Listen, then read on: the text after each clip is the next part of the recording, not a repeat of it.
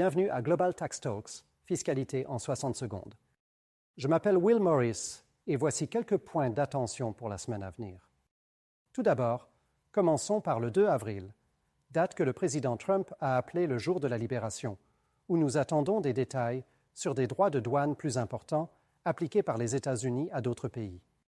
Ces derniers jours, toutefois, le champ d'application de ces droits semble avoir quelque peu évolué, voire même avoir légèrement diminué, mais nous nous attendons à ce qu'il soit, malgré tout, assez important.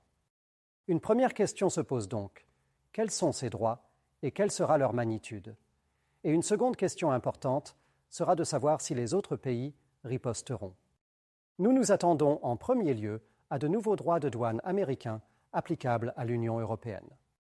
Il convient de noter à ce sujet que lors du récent symposium fiscal de l'Union européenne à Bruxelles, M. Hoekstra, commissaire européen chargé, entre autres, de la fiscalité, a tenu un discours assez direct. Si nous sommes touchés, nous riposterons plus fort. Nous pouvons également nous attendre à des contre-mesures de la part de la Chine, et dans les deux cas, il est probable que les réponses seront asymétriques, c'est-à-dire non seulement sur les biens, mais aussi sur les services, et avec peut-être également un recours au système fiscal en tant que tel. Quoi qu'il en soit, nous en reparlons très prochainement. Passons à notre sujet favori, à savoir piliers 1 et 2. Deux points intéressants concernant pilier 1 ont été abordés la semaine dernière.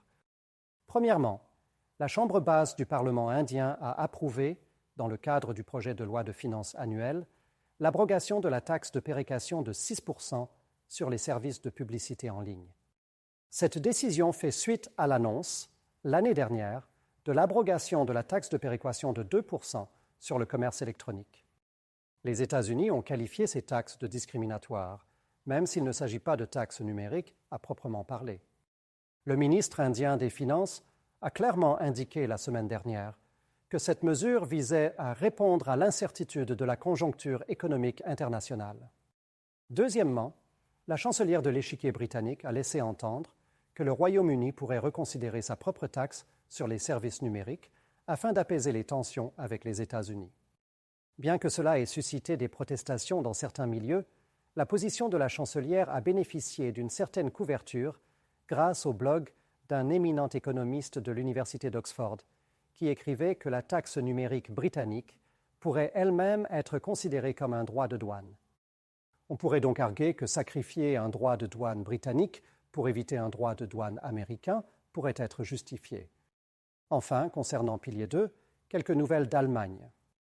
Alors que le nouveau gouvernement allemand est encore en formation, la coalition CDU-SPD a publié jeudi dernier une déclaration affirmant qu'elle s'en tiendrait à l'impôt minimum.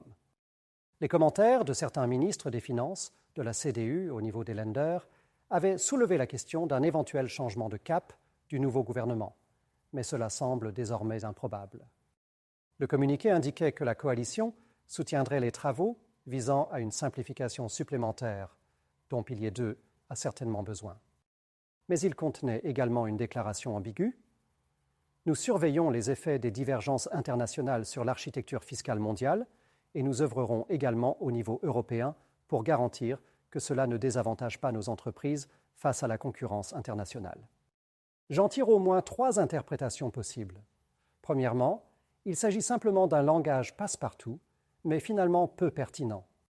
Deuxièmement, si le monde et l'Union européenne s'orientent vers une solution exclusivement américaine, le gouvernement allemand cherchera à assouplir les règles pour les entreprises allemandes, même si les contours de cette solution restent flous pour le moment. Troisièmement, si une solution exclusivement américaine désavantageait les entreprises allemandes, le gouvernement s'y opposerait. Nous verrons quelle solution prévaudra et quels impacts les droits de douane américains sur l'Union européenne pourront avoir sur cette situation. Mais, on peut déjà l'affirmer, l'incertitude va persister. En tout cas, merci de nous avoir rejoints et revenez la semaine prochaine pour rester informés sur l'actualité fiscale mondiale.